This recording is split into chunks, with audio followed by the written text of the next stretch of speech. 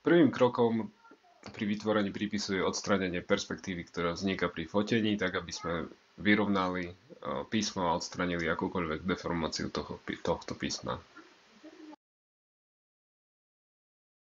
Ďalším krokom je nastavenie správnej výšky znakov podľa odfoteného obdĺžnika 4x8 cm. V treťom kroku ručne obkresľujeme znaky, ktoré potrebujeme na nový prípis.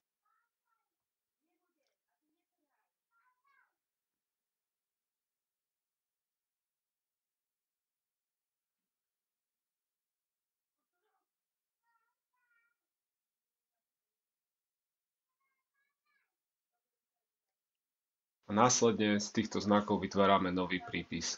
Ak nám nejaký znak chýba, tak ho musíme si vymyslieť a ručne dokresliť. Tento prípis je potom, použijeme vlastne medzery rovnaké ako v prvotnom prípise a takisto výška znakov je vhodný rovno na rezanie v Coreli.